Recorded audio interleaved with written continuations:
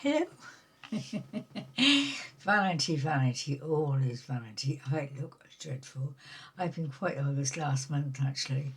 We've had the planet Uranus going into a different sign, or sign of Gemini, and Uranus is a sign, the planet of shocks and revelations. So I've been battling with lots of different things to deal with, and the one most upset me was the fact that I've learned about the hierarchy, the power that be, actually created my illness for the last 3 years in order to keep me sequestered. It's a lovely word, isn't it? Hidden away, isolated, in order for me to go into the process of sorting out my mental body, and of course it does. The mental body rules the physical body, so I've been pretty deleted. And I'm very upset that they didn't tell me they were doing this, because I would have been happy to know what the problem was, rather than is it this, is it that, is it the other.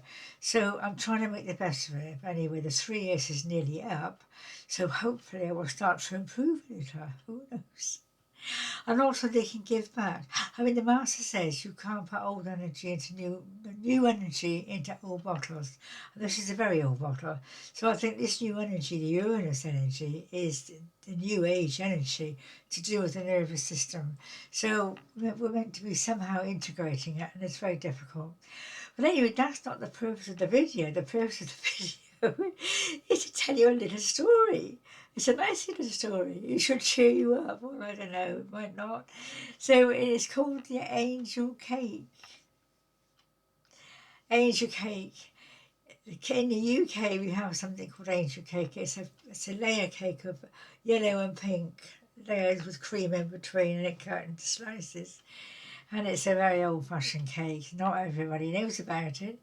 But this video is called Angel Cake. This is about an angel who did produce some cake. Well, he helped me find it.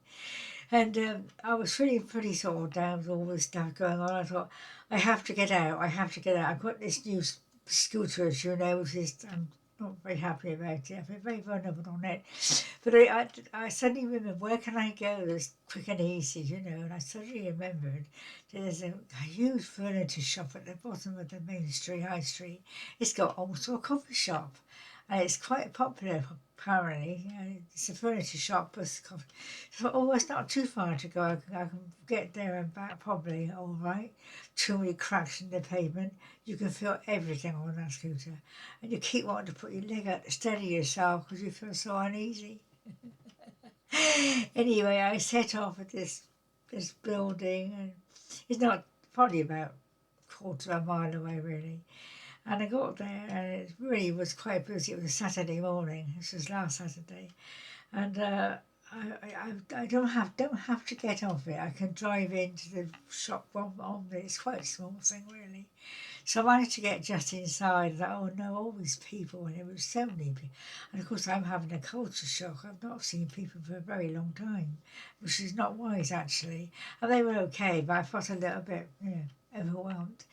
And then all of a sudden, this man sort of standing, hovering by the doorway, and he looked at me and he said, "You all right?" He said, "I'll show you where to go for sitting." And he showed me the main room where the people were sitting having coffee. And he showed me where the ice cream place was. He showed me where the desk was to put the order in. He was very, very helpful. I thought he was the manager. I said, "Oh," I said, "You're the manager?" He said, "Oh, no, no." I said, "I'm just helping out."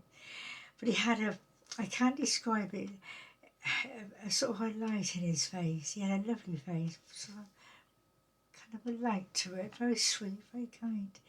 And we got to the checkout, the paying place, and he said, "Do you want to make an order?" I said, "Yes, I want a coffee and a bun."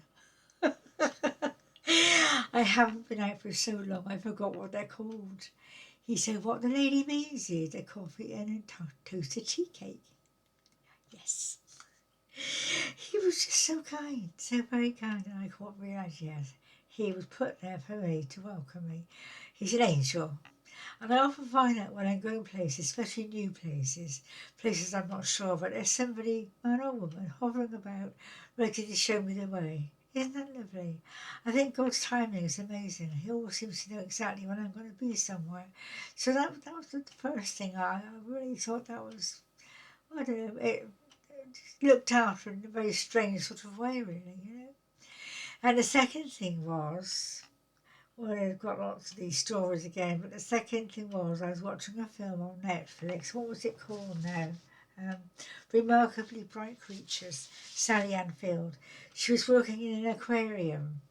She was looking after the cases and stuff, and she made friends with this octopus.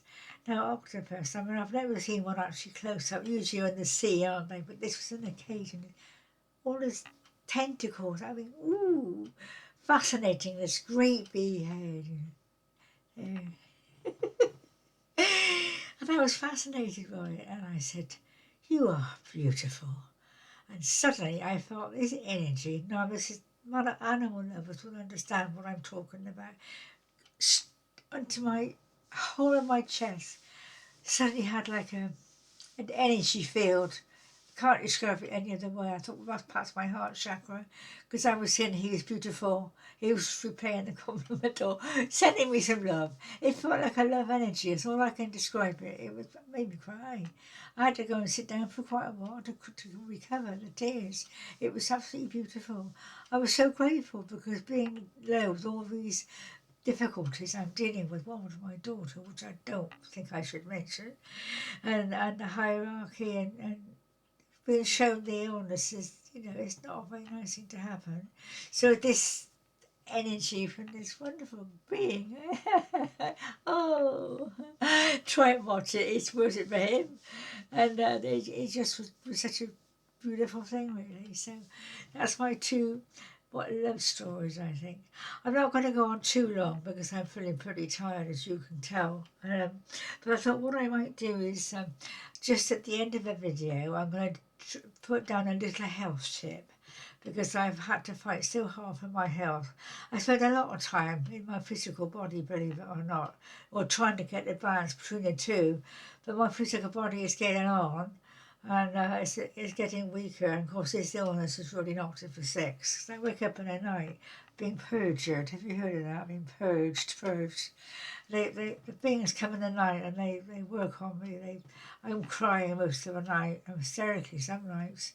They bring in a lot of stuff out, and in order to do that, they have to put energy into the pain that's already there. So it's been a very difficult time, and I'm pretty exhausted. So the tip, lots of little tips I found. I'm very good at self-massage, but also I'm good at homeopathy and all sorts of different things that help me through. So I'm going to give a little homeopathy tip, because it's not actually a must-have, it's just what I use, and I find it very, very helpful. It's aconite, Aconite, and it's a special remedy for shocks. And I mean, I've gone through quite a lot. You have to be careful with homeopathy, not to overdo it. You just take one when you feel, I think 30x is the dose I use.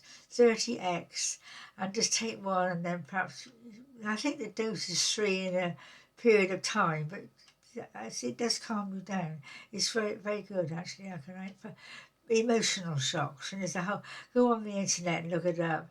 Some of the it's very emotional shocks, and it's very, very helpful, isn't it, nowadays, so and it does help with restlessness for sleeping and things like that. So look it up. It's a very, very good remedy.